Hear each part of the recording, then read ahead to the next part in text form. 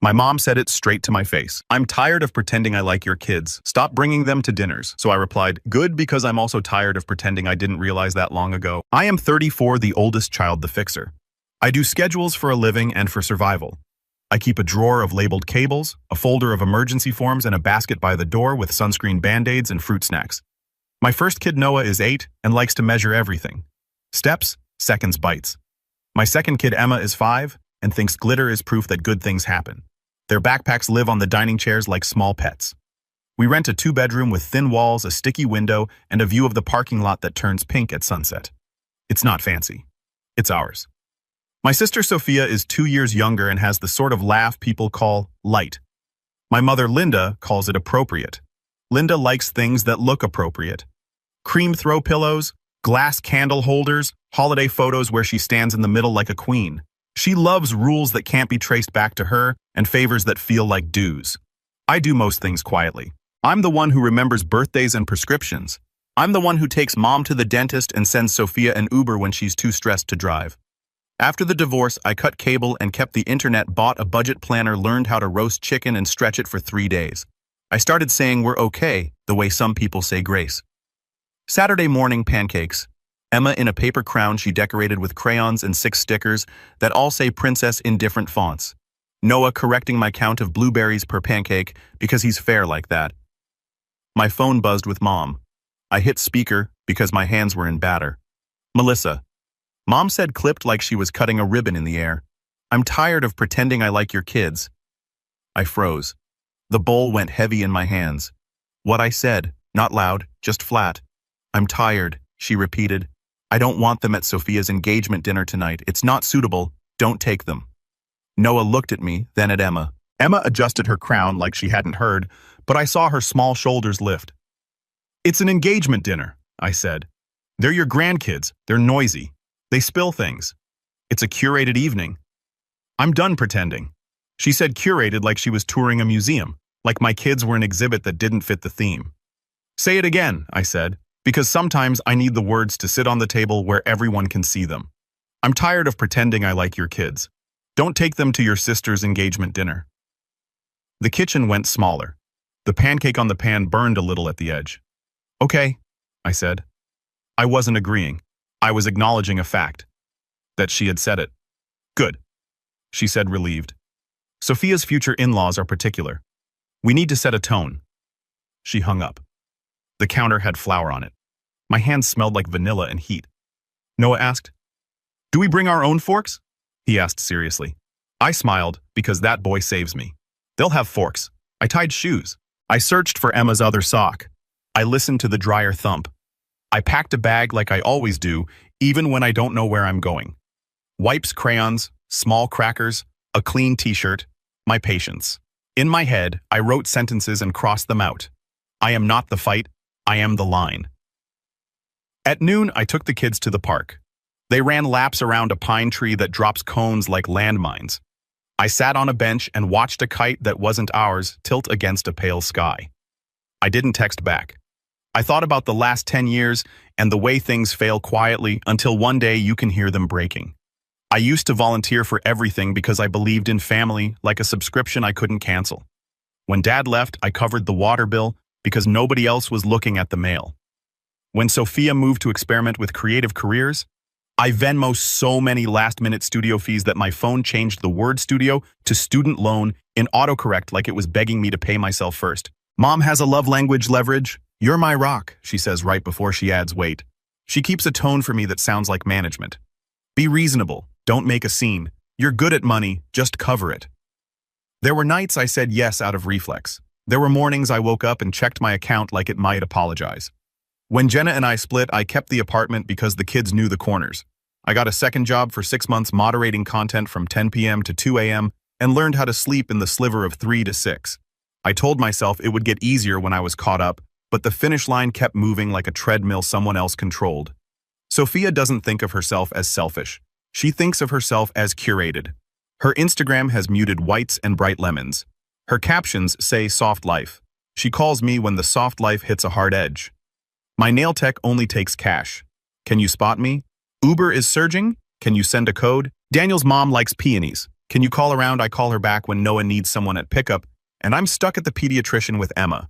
1 out of 5 times she can. The other 4, she says I'm literally at dry bar.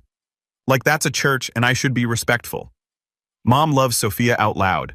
She loves me in the form of tasks completed. She calls Sophia my baby and me my helper. Sometimes she flips it and calls me ingrate when I fail to read her mind. When Sophia got engaged to Daniel, a man who calls waiters brother and tips like a spreadsheet, Mom found a mission. We're setting a standard, she said. Elegant but accessible. She texted mood boards like she was applying for a job. I offered to build a simple website with details and RSVPs. We hired a friend, Sophia said. The friend charged $900 for a site that loaded like a tired elevator. 2 weeks before the engagement dinner, Sophia texted, "Can you help with tiny things?" Tiny things. Menu cards, place cards, a 6-minute slideshow, and call the venue because Daniel's family is particular about wine. I said yes to the slideshow and printing if she covered costs. She sent a thumbs up and a heart. No money, Mom called. We should contribute generously, she said. Daniel's parents paid for the rehearsal. It's an engagement dinner, I said. It's a statement, she said. The statements kept arriving. An email from Daniel's mother with family expectations in pale pink. No denim, no phones, no children under 12. RSVP via customized link. We appreciate discretion about costs. That last line was funny coming from a woman who, CC 6 people. I wrote, we'll dress accordingly. I didn't write what I was thinking. That my kids are not a budget line and I don't raise them to be invisible. The day before the engagement dinner, I dropped off the printed cards at Mom's house. Her house smelled like lemon cleaner and stress. The dining table looked like a craft store had exploded, but tastefully. Mom and Sophia were arranging napkins with surgical focus. Mom looked up like she was seeing me through a window. She said, perfect timing. We're finalizing the seating. Great, I said. Where are Noah and Emma sitting? Mom paused. Sophia kept folding. Melissa, we already discussed adults only. I said, you're tired of pretending you like my kids. I'm repeating it the way you repeat an address to make sure the driver heard you. Mom's mouth pinched. Don't be dramatic. I'm quoting, I said. Sophia finally looked up. It's one night. We'll do a cute brunch with them later. Matching robes. I'm not a robe. I'm your sister. She shrugged, then kissed the air next to my cheek. You'll always land on your feet, which is what people say when they're pushing you. I put the cards on the table. I turned to go. In the kitchen, I stopped. Mom's voice floated in from the hallway like steam. And Melissa can handle it, she said. Handle what? My heart did that double beat. Sophia whispered, don't stress her. She'll think you're using her. I am using her, Mom said, soft like a confession she didn't mind. She's the responsible one. I leaned into the wall. The tile was cool through my shirt. I looked at the clock. The second hand ticked like a metronome for a song I didn't want to play. I left without saying anything. I have learned that facts are stronger when they arrive on paper. That night, I printed 3 copies of everything I had already paid for this year that wasn't mine. The van for Grandma's memorial, the hotel for Aunt Carol, when her roof leaked Sophia's brand shoot balloons. I put them in a manila folder and slid it under my bed like a fireproof box. Saturday morning, Mom called with a sentence that started this. I made pancakes. I watched my kids eat like small leaders of a tiny country I actually believe in. At noon, we went to the park. Around 3 o'clock, I got a text from Sophia. Can you get here a bit early and help the coordinator? Love you? No question mark. No, please. No offer to pay the sitter I didn't have. I closed messages. I looked at Noah climbing the rock wall, muscles tight and sure. I looked at Emma feeding a leaf to an ant like a peace treaty. I decided if there was a line to draw, it would be visible in public. Simple words. I dressed us all. I combed Emma's hair and let her pick strawberry clips. Noah wore the shirt he calls itchy nice and didn't complain once. I packed crayons and snack bars because elegance is often hungry. We got in the car. I set the GPS. My stomach felt like a hand had made a fist and refused to unclench. I drove. The venue had velvet chairs and the kind of lighting that makes everyone look like they've slept well. A wall of fake roses waited for photos. A chalkboard said, Sophia and Daniel, a night of elegance. Under it, rules in looping gold. No phones, no kids, no exceptions. Noah read it and blinked. It says no kids, he whispered. You're with me, I said. You belong where I am. At the check-in table, a woman with a headset smiled like she practiced in front of a mirror. "Nama Melissa Morales," I said. "2 kids with me." Her eyes flicked to the board and back. "The hosts requested adults only." She said, voice soft like a sorry that's not hers. "Call the hosts," I said. She radioed. You could feel the room looking without turning its head. Mom arrived first, all shell pink and tight smile. "Melissa." "No." "Yes," I said. "We talked about this," she said through her teeth. "You talked at me," I said. Sophia appeared, hair in waves, dressed like a champagne bubble. "This is an adult dinner," she said, sweet and sharp. "They can watch a movie in the car. It's not even hot. They're not pets. They're people," I said. "Daniel, who all buy and pull it." "We have a seating plan," he offered. "Add 2 chairs to mine," I said. "They'll draw." "They won't drink your centerpiece water," Mom hissed. "Don't make a scene." "I'm making a seat," I said. The coordinator decided she'd rather move chairs than manage an explosion. "We can add 2 at the end," she said. "Thank you," I said. "The suck." I gave the kids paper and pens. I whispered bathroom, tap my arm twice. Hungry, tap once. They nodded. Noah loves rules when they make sense. The first course came with speeches. Daniel's father said legacy like a password. Mom cried and used the phrase maintaining standards. Sophia's friend said curate our circle. I counted down in my head to steady my breathing. A server slid a pink envelope onto my plate like a magic trick. "From the hosts," she whispered. My name was on it in Sophia's handwriting. A heart over the I in Melissa. Like we were in middle school. I opened it. Inside house policies, blush cardstock, future family meal rules about dress code, noise, floor phone etiquette, exit strategy, then invoices. One from the florist with your portion highlighted, one from the venue for overage buffer with a note in Sophia's curl, "You always help." One from the print shop for the very menus I had designed and printed. "Reimburse Mom." At the bottom, in a playful font that made my teeth hurt, "If you want to eat with us again." I felt something go still inside me. Not collapse, alignment, like a spine straightening. I looked up. Sophia was watching, smile bright and waiting like the envelope was a cute joke, and I was supposed to laugh. I nodded once. I said, "Got it." Mom exhaled like I'd done the right thing. I sat through the rest. I cut Emma's chicken. I told Noah 3 quiet facts about stars because that's how we do calm. I paid attention to the time it takes to pass a basket of bread when no one is feeding you on purpose. The bill came in a little leather folder.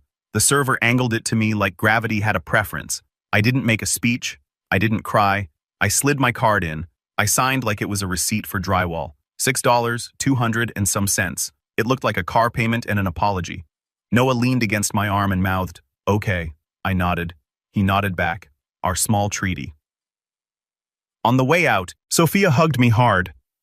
"You're the best," she whispered. There was champagne on her breath and certainty in her tone that made me want to wash my hands. 2 months later, it was her wedding day. I brought an envelope. The morning after the dinner, I woke before the kids. The apartment had that early quiet that feels like a clean page. I made coffee. I opened my laptop folders, names, dates. I am good at documentation because life taught me that people forget facts when feelings are prettier. I created receipts, screenshots, audio promises. I uploaded the chalkboard photo, the pink house policies, the invoices, the signed credit slip, Mom's text about pretending the email thread where Daniel's mom wrote no children under 12, a screenshot of Sophia's story, adult only to keep the vibe. Then I wrote one email, short. Attached are costs from the engagement dinner that I covered. Please advise on reimbursement timing. Sophia replied with 3 hearts. "You're amazing, big sis. It's a tight month. Mom will circle back." Mom texted, "We'll settle after the bridal shower." Don't be rigid. The bridal shower happened. It was pink perfumed and sponsored by Passive Aggression.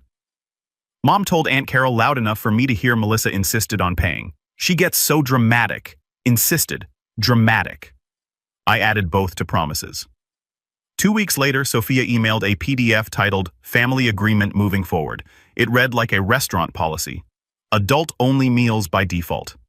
Dress code, elevated casual. Contributions proportional to income. Hosts reserve the right to curate guest list. I replied, I decline to opt in. I will attend family events with my children or not at all. I will not participate in cost-sharing plans I didn't design. Please don't assign me bills. Mom called within minutes. "How dare you embarrass your sister," she said. By drawing boundaries, I said. By emailing, she snapped. Paper keeps the truth from getting lost, I said. Sophia called crying. You hate me. I love you, I said. I don't love being your wallet. That's cruel, she said. That's a boundary, I said. For a week. Quiet. Then a flurry. Can you do place cards for the wedding? Can you pick up Great Aunt Ruth from the airport? Daniel's mom wants a video slideshow. Yours was so good, I answered like a form. Place cards. Yes, if reimbursed up front. Airport num. I'll be at Noah's game. Slideshow.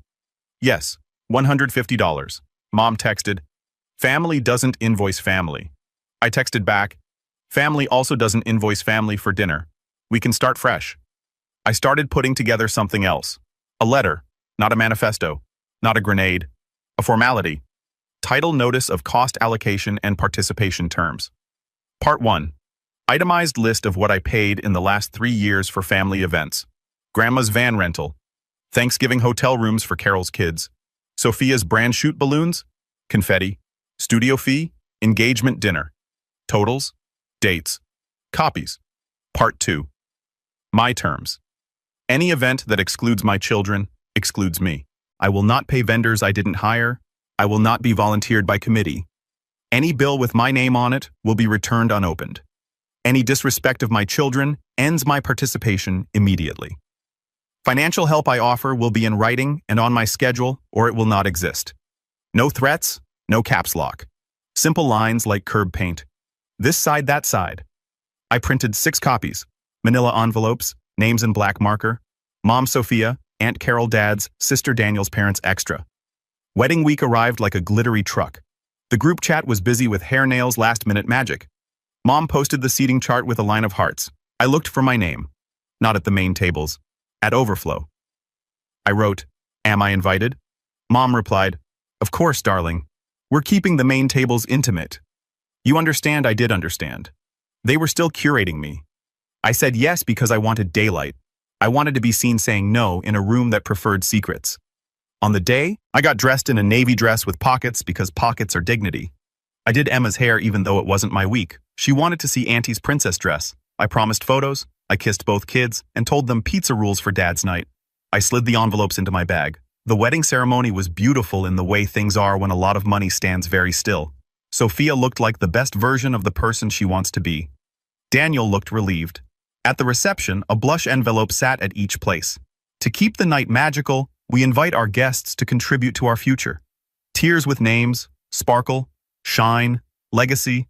I laughed out loud once and then pressed my tongue to my teeth to stop. Mom appeared at my shoulder. You know what to do, she said. I do, I said, and stood. I didn't grab the mic. I didn't clink a glass. I walked to Sophia and Daniel between songs. Congratulations, I said. I brought you something. Sophia smiled like a photo. I handed her the envelope with her name. She slid a nail under the flap, pulled out the pages scanned, blinked.